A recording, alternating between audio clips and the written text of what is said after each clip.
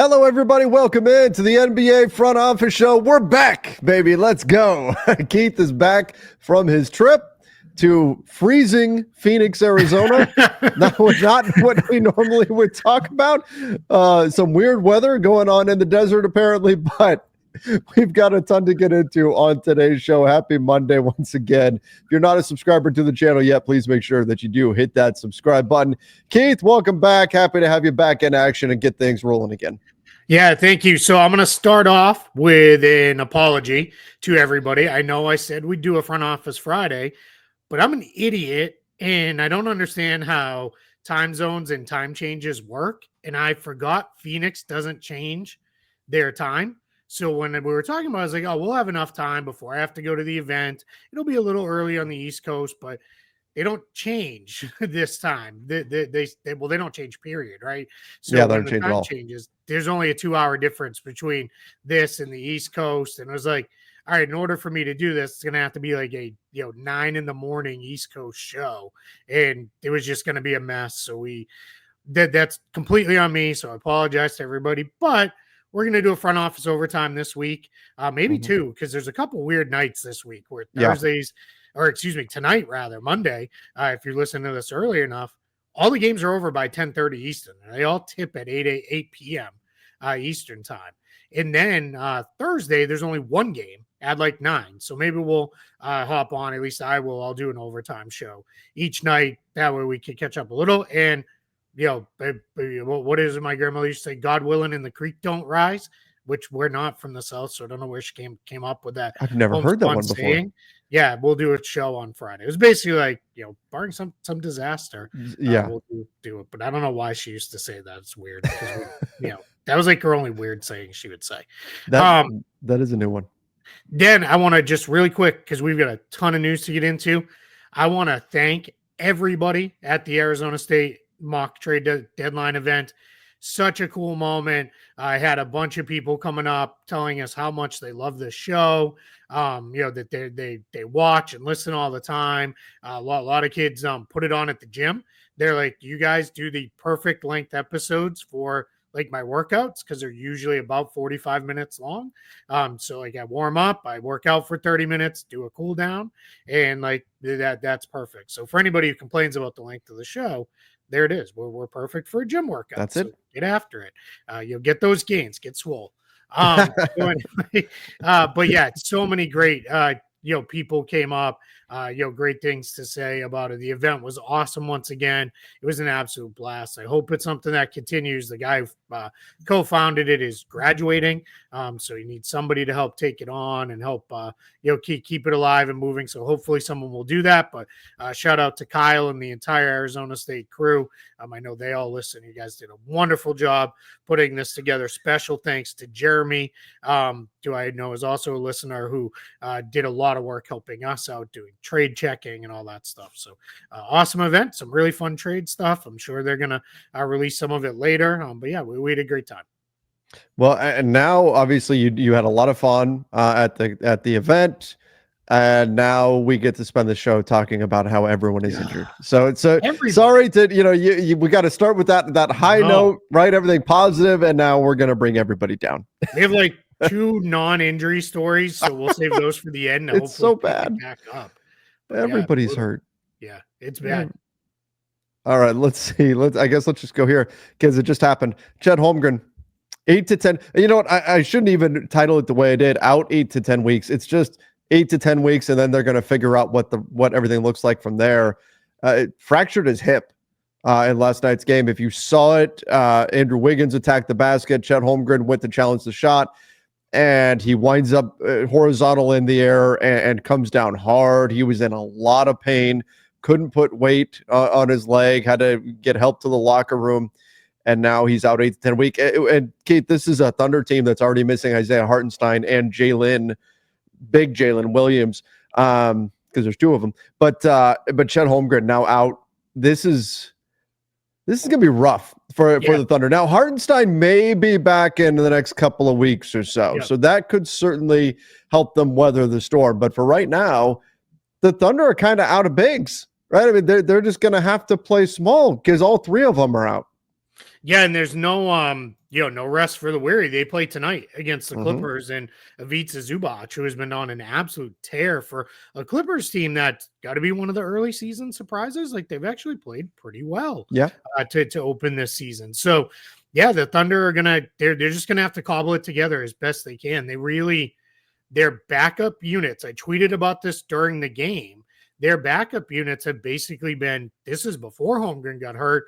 It's like all guards and then Ousmane Dieng kind of playing like as a pseudo backup center. They just go small and play fast and challenge shots at the perimeter and do their best. A lot of people are asking this morning, like, what can they do? Who could they sign? Well, the free agent list isn't very good. I tweeted it out a week or so ago when the Pacers lost Isaiah Jackson. It's all the same guys, pretty much. It's a bunch of veteran guys that no one's gonna be like, yeah, let's go. So that's the tricky part.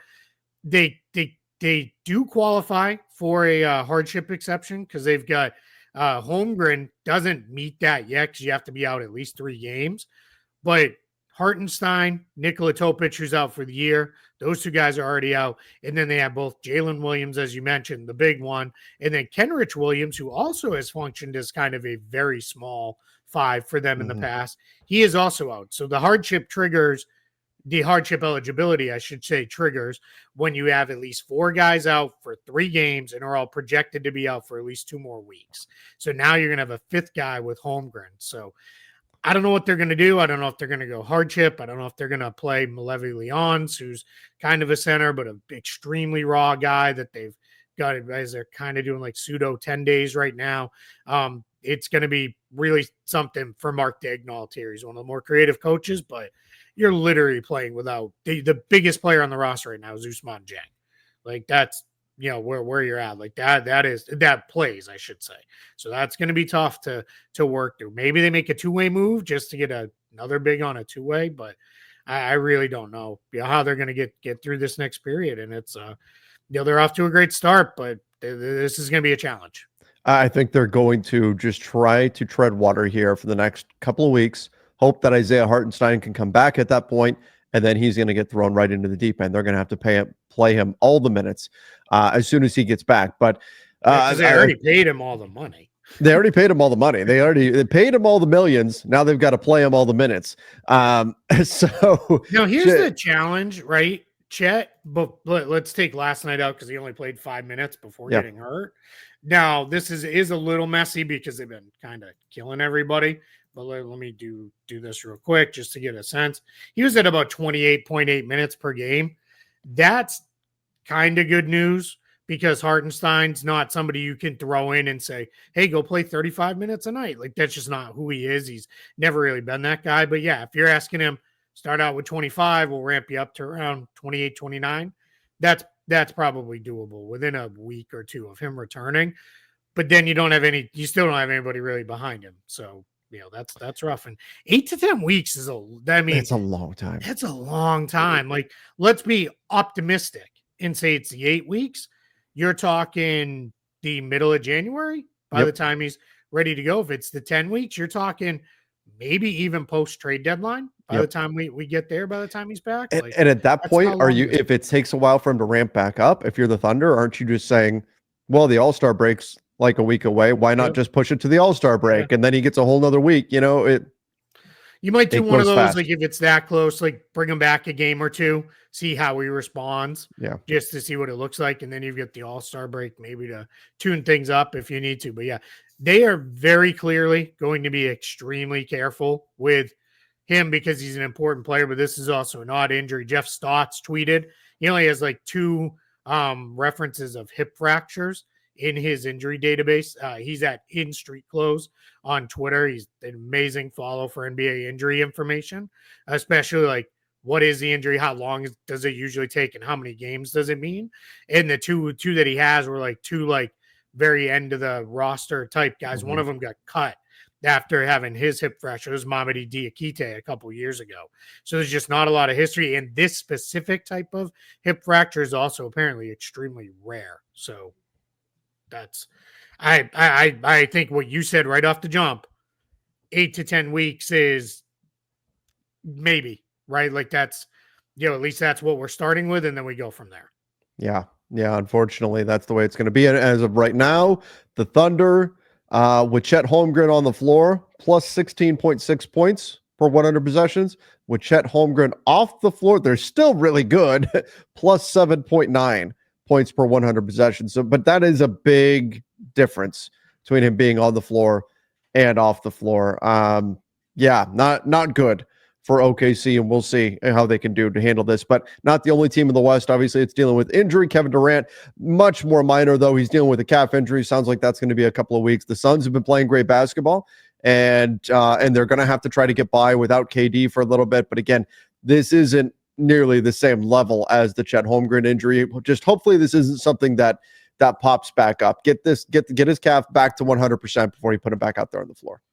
Yeah, here's the scary thing with this, though. He played the whole game and then was like, now he's out for a couple weeks at least. Like, that's always a little worrisome. It's like, did something bad happen that he got through on adrenaline and then now it's here? The other part that's scary, Kevin Durant calf. We know what that turned into before with the torn Achilles. This is in the opposite leg, but that's almost worse because I was doing some reading while I was traveling back home yesterday. It's extremely rare that someone tears the same Achilles. Usually once it tears and it's fixed forever. It is extremely common in as much as Achilles injuries aren't that common themselves, but it's extremely common to have Achilles and calf problems in the opposite leg after an initial tear. So I'm just nervous, right? Like you get nervous because of the history with Kevin Durant, but you're absolutely right. I mean, so much to the Suns team. It's playing great. They, they lost last night to the Kings, but you kind of see that game, especially down the stretch, showed you how much they need KD because he's just such a big part of the team. Yeah, it's so nice to when you've got him on the floor, he's the security blanket. Yep. You know, hey, let's run this on the offensive end. Oh, it didn't work here. KD, go bail us out and make a 15-foot jumper and make it look like a layup. That's what he can do for you. In addition to you can run stuff for him, of course, but not having him is certainly going to hurt the Suns. But again, fortunately, this is not a long-term absence for him. They're going to have to get through a few weeks. It puts a lot on Bradley Beal to step up now too. And Bradley Beal increased usage tends to lead to Bradley Beal getting hurt. So be careful here. You know, if I'm Phoenix, before I put too much on Bradley Beal, I'm gonna lean on my depth a little bit. See, can I get a little bit more out of Grayson Allen, Josh Okogie back in the rotation? You know, Ryan Dunn is starting. Can I just lean on all these guys a little bit more, get a bit more out of them before I risk running down Beal too much because your goals are not to win a ton of regular season games only. Yeah, you'd like to, but your goals are to make a real playoff run. All right, let's jump over to a positive story here. Ausar Thompson cleared by the NBA's fitness to play panel. Now, this was fantastic, a blood clotting issue for him. And now finally he is cleared to return. We were doing the same thing in Lakerland, waiting on Christian Koloko, waiting for him to be available, blood clotting issue as well. But Ausar Thompson finally cleared to return. You know, Keith, these kind of situations can certainly be scary. I've talked about it in the past, but blood clot issues can be life-threatening. So this is obviously something the NBA, they have to make sure they get right. And glad to hear that he's been given the all clear and can resume his NBA career. Yeah, so we talked about this with Christian Koloko, but it applies here to Thompson as well. And I asked some people about like, hey, what takes so long with this process? And I'm not going to say who it was, but somebody who had been through it in another sport. This was over the weekend. Mentioned they said yes. So there's a whole process, and what the process involves is first it's get the blood clotting under control. Find is there something diet wise or medicinal that needs to be done to make that happen. Then it is all right. Now you can start running and working out again. And then it's almost like all right, has it popped back up? It hasn't. Great. Then it is let's now really ramp up the intensity of those individualized workouts. Then you pause again. Great. Everything's good. Then it is if you play a contact sport. All right, now let's ideally without getting you really hurt. Let's get some bumps and bruises because we want to see what happens when that happens. Does that trigger anything? And once you pass that, then it is, all right, we're going to clear you. So that's why this process takes so long. And it's usually that first step of getting it under control is often the process that takes the longest, because there's a lot of different things. And as athletes, there's only so much you can do, right? Because if it is, well, you're going to have to eat this kind of diet. But if that diet doesn't then fit for you to play your sport, you have to find a different alternative to that. Medicines, there's a lot of things you can do. It's like, well, we could give you this medicine, but that medicine also has performance enhancing attributes. So we can't do that for your sport. So that's why I know a lot of people get frustrated with these things. And it's all in the aim of, let's get you back. But first, let's make sure you're healthy. That is the number one, overriding factor here. So that's why it takes so long. All right. Yeah. And it can be frustrating to wait for all of that, but now finally he's cleared. Yep. And sounds like he's really close too. It sounds like almost like Coloco. It'll be within a week or so. It sounds like he's been going and practicing and doing everything that he needs to do. So let's hope, because he was really fun. Did you see his stat line as a rookie? I don't think we've talked about this. No, I'll individually. You're not gonna be like, whoa, oh my God. These are incredible until you start to look across the board for a rookie. Let me know when you have it, if you want to pull it up on the screen, or if we can just talk through it. But really pretty impressive what he did. And he's in pretty rare company as far as piling up a bunch of different stats. Here it comes. So 8.8 points. Okay, nothing like crazy there, but not bad. 6.4 rebounds, essentially almost 2 assists per game, 1.1 steals, and almost a block per game. So like you're basically filling something out in all 5 categories, which is pretty impressive for a kid who was 21 years old last year as a rookie. So yeah, he doesn't really shoot it, but that will either come or it won't. Well, story will be written here over the next few years. But yeah, he can do a lot of different things. He's a lot of fun. Big part of where the Pistons may go. I'm kind of curious to see how they work him in, because JB Bickerstaff has run a pretty consistent 9-man rotation for a team that has a couple close games go the other way. They might be another team that we're like, all right, really good start for this Pistons team. So we'll see. Yeah, absolutely. This is I think a big addition to the Pistons, an important part, as you said, of their future. All right, let's get back to the negative. Let's get back to the negative stuff. Anthony Davis, eye injury last night. He's been playing at an MVP level, and he wound up getting poked in the eye by Jakob Poeltl last night on a play. AD actually blocked a shot as he was getting poked in the eye. It was a pretty remarkable play, but he was not able to return to the game. Supposed to be evaluated today. Did have a corneal abrasion last year that he dealt with.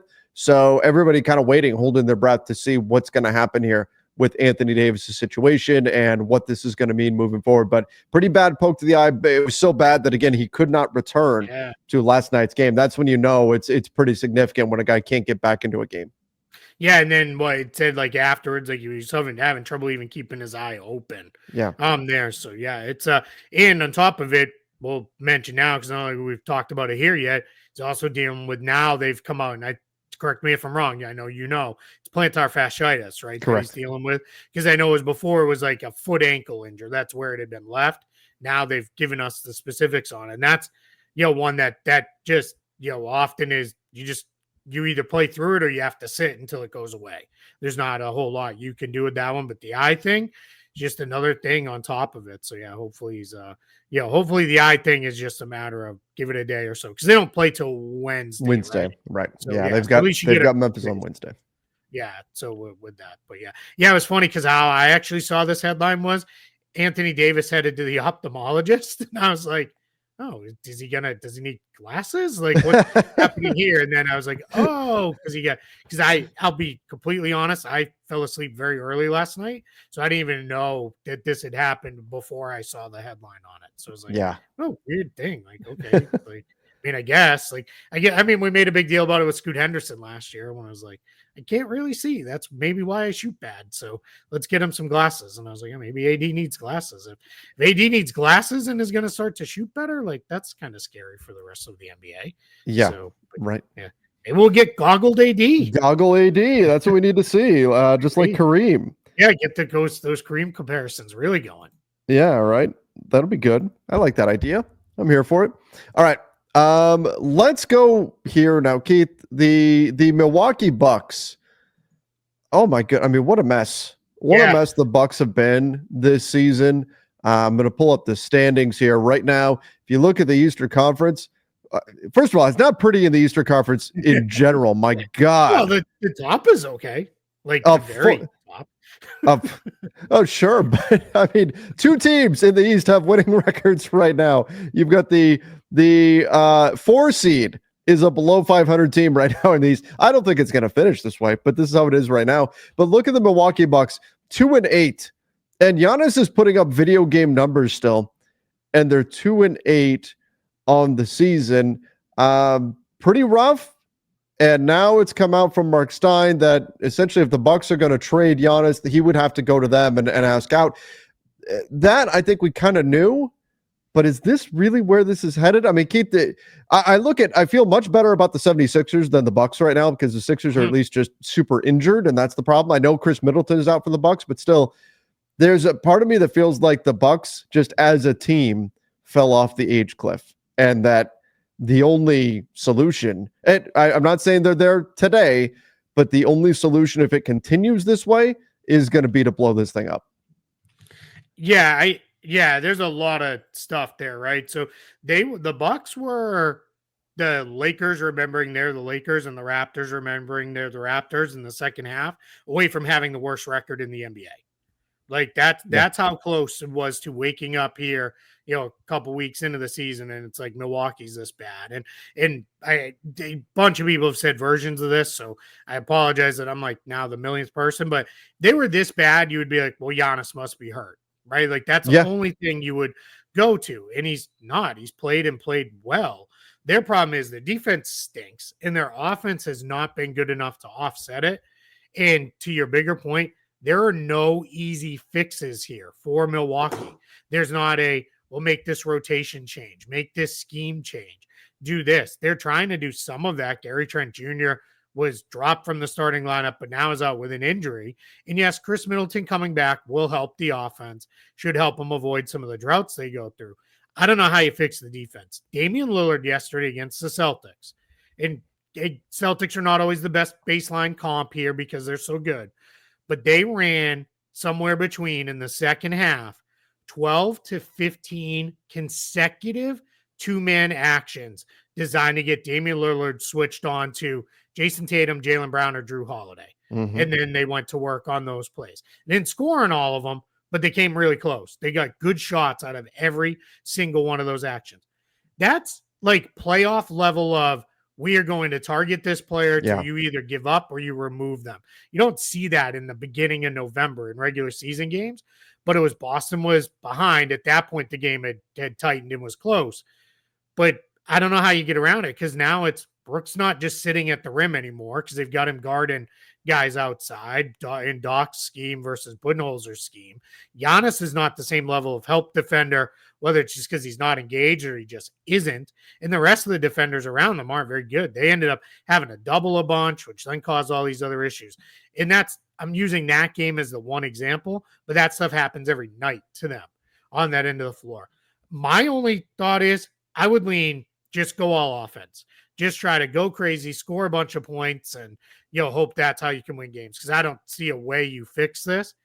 And to add the last part, there's no easy trade to make where it is, well, we'll trade this guy, we'll trade that guy.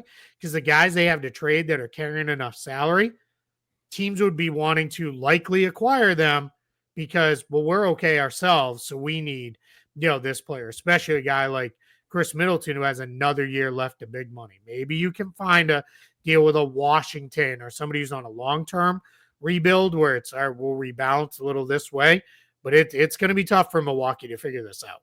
And even then, remember, they're a tier 2 apron team, which means they can't aggregate salaries and trade. That's going to be an issue. It's not going to be easy to find a trade that works for the Milwaukee Bucks. Have to take back less salary than they send out to. There's a lot of complicating factors here for the Bucks to figure this out. So, Keith, is this? I mean, Giannis clearly is not thrilled. Are we headed toward a Bucks break again? It's early. I'm not saying they're ready to do this right now, but if this continues by the trade deadline, let's say, or at least maybe the coming summer, are we headed towards a massive breakup in Milwaukee? This summer, not this season. It's just too hard, right, to do that. But I think you're going to see major changes come there this summer. And that first major change may be it's time to move Giannis. And I agree with all the reporting.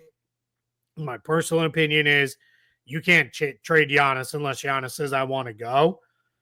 And it'd be very hard for the current front office to say, all right, mea culpa, we're going to trade Dame now. We're going to spin him off in a subsequent deal because you're not going to get back anywhere near what you gave up for him because he's just, I think we're all seeing he's still good, but he's no longer like all NBA level Damian Lillard.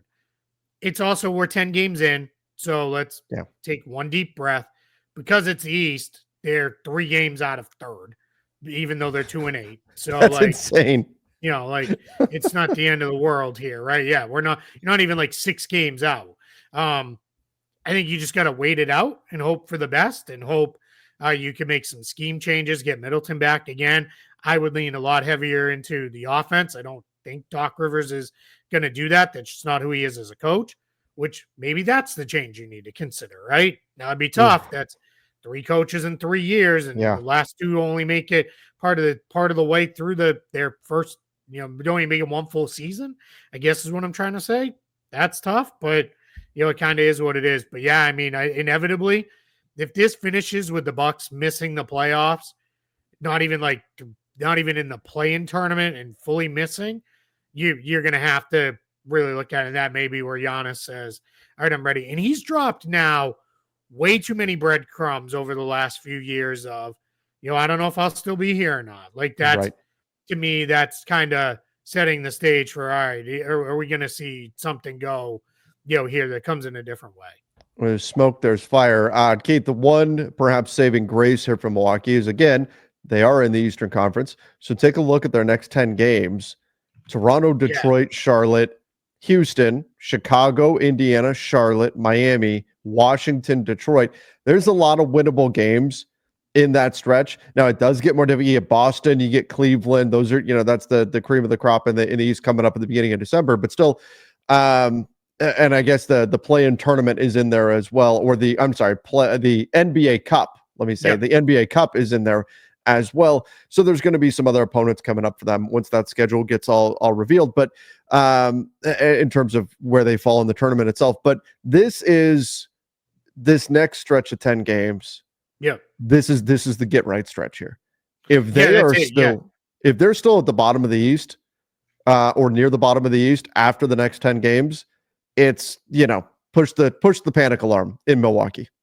Yeah, I'll stretch it out. I think the Atlanta game before Boston, I think that makes it that's an 11 game stretch if I counted right.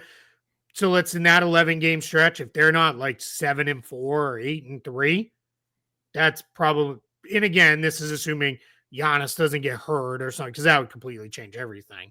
But if if you don't run through that far better than where you're sitting right now, it's just not good enough. Yeah. Right? Then you're gonna have to, because now at that point we'll be 20 games into the season, and you're gonna have to really be like, all right, we've had a quarter of the year to look at this. Where are we going? Absolutely. All right, let's move on here. Zion Williamson. I changed the banner just to make it slightly more positive on the backside. Keith, I was looking at this the other day. So Zion Williamson is dealing with a hamstring issue. He is out indefinitely. Usually you see hamstring injury reevaluated in 2 weeks or something like that. That's where okay, it's a hamstring. Hammies are tricky, but hopefully this isn't too bad. Hamstring injury out indefinitely. And he had dealt with a few other injuries before that were holding him out. Keith, right now, 80% of the Pelicans starting 5 is out due to injury. And ironically, Brandon Ingram is the one that's still standing. This is just brutal what's going on in New Orleans right now on the injury front. Now Zion out for who knows how long here. I mean, really, this could be weeks. This could be months. We really don't know what kind of a length of absence this is going to be. Keith, we talked about it before the season, that the West is insanely deep. and that there will probably be a team or two who goes like Memphis did last season, where the season is essentially deleted due to injury. I hope it doesn't turn out this way for them, but right now it feels like that's going to be New Orleans this season.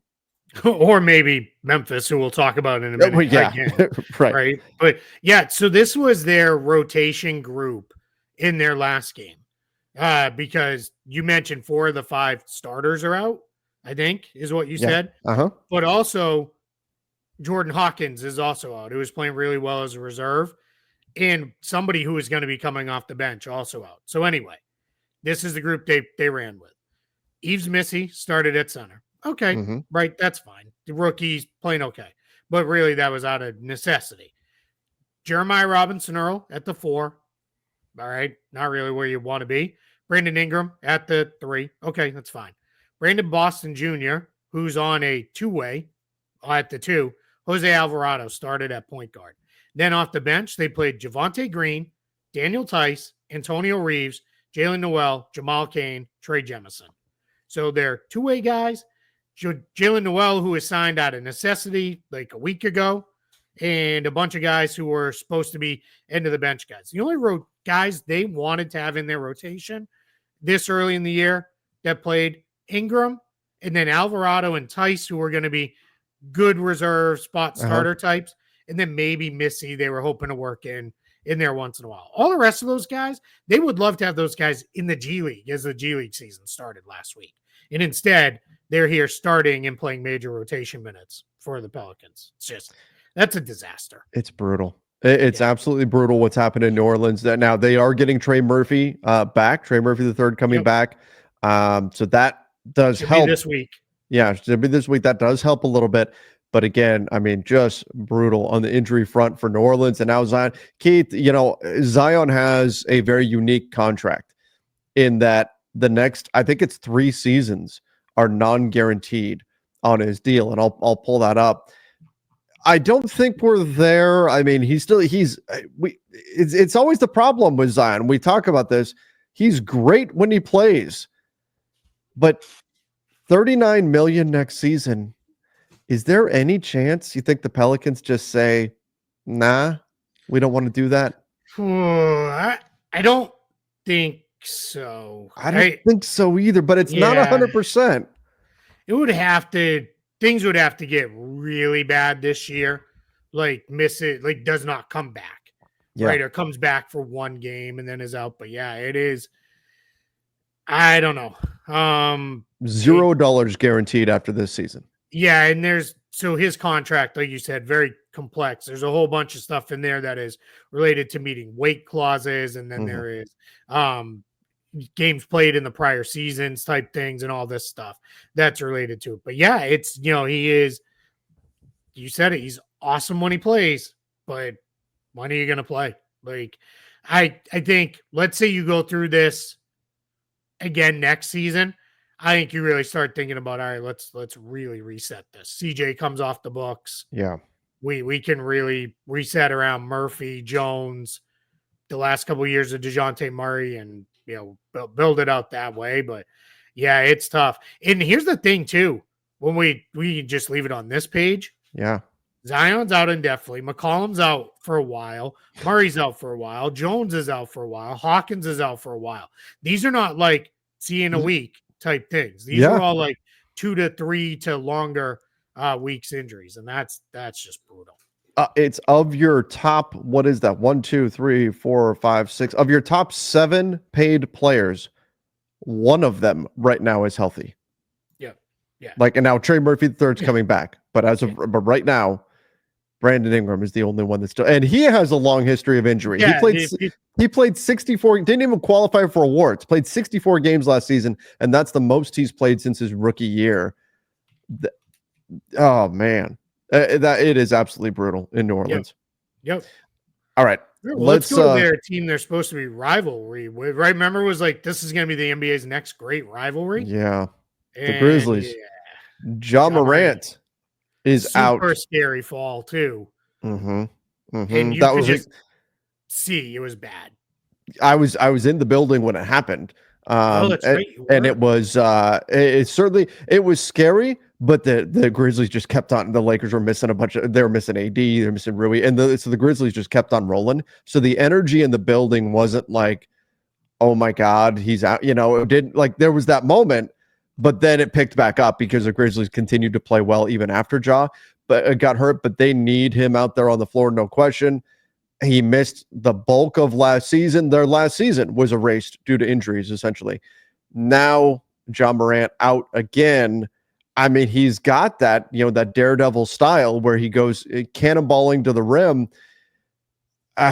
You hate seeing stuff like this happen, and I just hope he can come back sooner rather than later here. Yeah, and they said, like, I'm not a doctor, so I don't remember all the terms, but I remember it was he didn't dislocate his hip. Like, that was like the only good part of the injury update, but it did say did suffer multiple tears and strains of various ligaments, which is that all sounds horrible and painful and bad. So yeah, I mean, he's now going to be out a while, and again, you don't worry about like pulling up box scores and anything else, but like Desmond Bane out, Marcus Smart should be back soon, but Vince Williams, Gigi Jackson out. So like, it's just Grizzlies fans got to feel like, what did we do to deserve this? So yeah. Here's the hip, the Grizzlies official press release here. Posterior hip subluxation without dislocation, along with multiple associated grade 1 pelvic muscle strains. None of that sounds good except for the without dislocation part. So, and you could, like, the way I described it, you could like see it, like his hip slide, like is like just the way, like it, like that's what you felt like you could see when this happened. So yeah, Scottie Pippen Jr. is playing great. So let's, hope that continues for Memphis, because they're certainly going to need it there. Quietly too. Last couple games, they made a little rotation tweak. Zach Edey to the bench and Brandon Clark into the starting group. They drilled Portland last night by like 45 points. It was a major like hammering of the Trailblazers. So, Memphis is getting through. Luke Kennard played really well off the bench. 11 assists for Luke Kennard, kind of playing the backup point guard role for Memphis, which was interesting to see. But just something we got to keep an eye on here now with the Grizzlies, where we're dealing with the superstars out again. Yeah, once again. But I guess if you're they had 1, 2, 3, 4, 5, 6, 7 players in double figures. Memphis did against Portland. Jake LaRavia had 18, 4, 2, 3 steals, 3 blocks. So he was stuffing the stat sheet, and they played great. Now it was against Portland, so maybe that's a big piece of it, but still, they were great, and we'll see if they can keep rolling. Their other guys have really stepped up. We'll see if that's something that can continue here for Memphis. All right, Keith, the hits just keep on coming.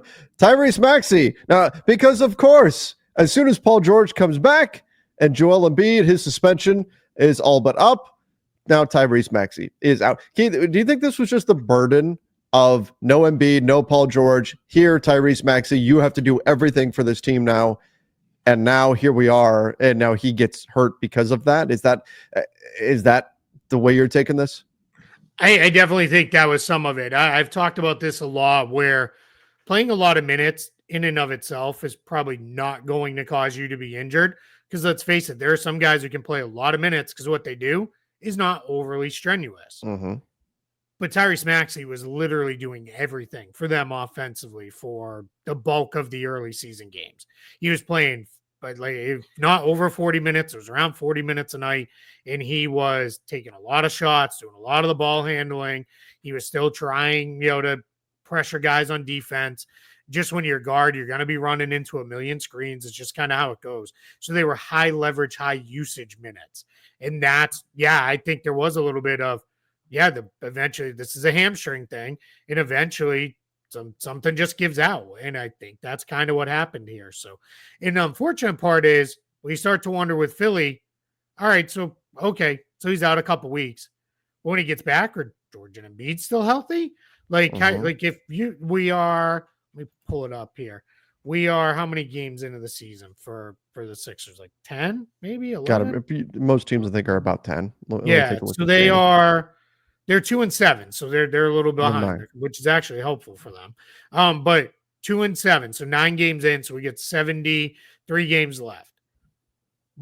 How many games do you think all 3 of them play together the rest of the way? I mean, you'd be happy at this point if you're Philly if they play in 30 together. That's right about where I was. Figure about 30, maybe high end if we're really lucky they get 35 games together the rest of the way. Like that's tough because you're trying to build chemistry, you're trying to obviously win games, be a playoff team, be a contender. So, it's at least I guess the other 2 guys are back. So that's if there's any saving grace on this. That's something there, right? But overall, man. Keith, these injuries are a killer. What is causing? What is causing all of these, especially when people look at today's NBA and they say it's soft. It's not like the good old days when, you get clotheslined and you skin your knee and you just rub some dirt on it and you keep playing and you drink from the hose and all that kind of stuff. Why are there so many injuries in today's NBA? I mean, look, this entire show, we've been talking for 40 minutes here. It's all injuries. What the hell is going on? So this weekend hung out with a ton of NBA people. And this was one of the things, because while we were all there together was John Morant is hurt, Zion's hurt, KD is hurt. Like those all happened while we were all together. And that led to a lot of conversations about what is going on right now. And as we, nobody has like an answer, right? And there's no like one thing, because for some guys, load management seems to work. For other guys, it doesn't work. Some guys are, just injury prone. Other guys look like they'd be injury prone and they're fine their entire career. There's no real like silver bullet here on do this and this will save things. But one thing that everyone agreed on, whether they were like front office executives or they are like analytics people or they are like people who are just in like the sports space. There's even a couple people there have done work around studying injuries. The one thing everybody agrees with is guys are coming into the league in their early 20s already beat up and worn down, because from the time most of these players are 8 to 10 years old, less so on the overseas players, the non-US players, because they handle things very different in Europe. And that's something I think we need to think about, especially with the younger kids. By the time they're 8 to 10 years old, they're practicing basketball 4 to 5 nights a week. And then on the weekends, they're playing anywhere from 4 to 8 games a weekend. So you add that up, that is literally hundreds or to thousands of games that have been played on these athletes by the time they're 8 to 10. And as basketball players, all they do is run and jump, and a lot of them at ridiculous sizes. In addition, nobody is a 7-foot 8-year-old. So if you become a 6'8", 6'9", a 7-footer, you're growing that entire time period from 8 to 20 with no rest, no time to just grow, right? So the one thing everybody agrees on is the grassroots level has gotten out. Tatum's checking in. The grassroots level is out of control with how much we ask and the sports specialization. We're telling these kids from the time they're 10 years old, nope, can't play soccer too. Can't play baseball. You got to play basketball. And it's not just basketball, because it's soccer, baseball. They all do the same thing. We're like, you and I, and even maybe the generation right behind us, you grew up playing everything. Played everything. Yeah. Yeah. Maybe by the time if you were like a big time, like junior high college prospect, junior, senior, you might have dropped out of a couple, especially if it was like, all right, I can really go on to play football or play basketball or something. I'm going to drop out of football because I don't need to get hurt. Prior to the end of my time going off to college. And one of the conversations that was had was they get to these kids to college. This was again focused on basketball players. They get them off to college, and the college athletes are like, man, we don't practice as much. We don't go as hard throughout everything with this. So it's they're in a spot where it's just so like crazy how much we ask of these players all the way through, and it just seems like it's overuse, wear and tear type stuff. There's a reason why in baseball it's like The only kids throw curveballs until they're like 13 or 14 years old because it's just too much on their arms and elbows. And they try to put in all these rules through Little League. Dog is losing his mind underneath my desk. He's like, it is causing like a mini I can see him. He's shaking the camera. Yeah. I'm in Orlando. We're not going through the rare Orlando earthquake. He was literally banging away his tail under my desk. He just wants pet. Like he's like being like Studio Stu right now. Like, feed me love now. Like, Stu's not here. Let me take his place. So. But yeah, it's overuse, wear and tear. We're just putting too much on these guys for way too many years before they even hit the NBA. Well, Keith, let me show you something else here. And this is people talk about today's NBA and how soft it is and all this. But look, it's a different kind of physicality that's in today's game. And this is because of the ways the floor is spaced now. This is because of the quality of three-point shooting. So this is this season. In terms of distance traveled, the Toronto Raptors as a team lead the NBA. And I'm talking about how much you run on the court. 19.5 miles as a team. That's the ground they cover right now. We can go back as far as we possibly can, which is 11 years. Watch the difference here. 17. You're running 2 more miles per game as a team than you were, say, 11 years ago. Yep. Your average speed defensively, look at this. 4 was the average speed defensively. By reference, you look at this year, average speed defensively for the highest team, 4.17. So that's an uptick. You're having to cover more ground, and you're having to do it at a faster pace in order to get out to all of those shooters. The bottom line is the floor spacing. While you're not having all of the physicality of post play that we saw in years ago, and I would imagine these discrepancies will be even wider if we went back another 10 years, but you're not having the physicality of the post play. Yep. But what the toll that it's placing on the body is you're moving a lot more, and you're having to move at faster rates in these quick bursts in order to get out and cover a three-point shooter. And I think that is what's really adding up here on these players. Yes, it's the combination of playing so much as a kid and growing up, and now you get to the NBA and, oh man, I'd better get out to that three-point shooter fast, otherwise I'm going to be on the bench. And you're doing that all game, every game, and the ball is moving and every player has to fly all over the court. That takes its toll on the body. I think that's what part of what we're seeing here as well. Without a doubt. We talk a lot about we don't have the Kevin McHale clotheslining Kurt Rambis into the seats, and it's just a common foul, shoot the free throws and play. Like, we don't have that anymore in the game. At least maybe one of those every season, and everybody loses their mind over it. But what I think one of the things we do have is back when it was very heavy post play in that, guys would just bear hug wrap guys up more and more because it was, we'll just give the foul that way. Now what happens is I think we have more, because they're just better athletes now, more in air crash plays where like the Chet Holmgren, Andrew Wiggins play. There was nothing dirty about it. It was just Wiggins drove hard and Chet tried to block his shot.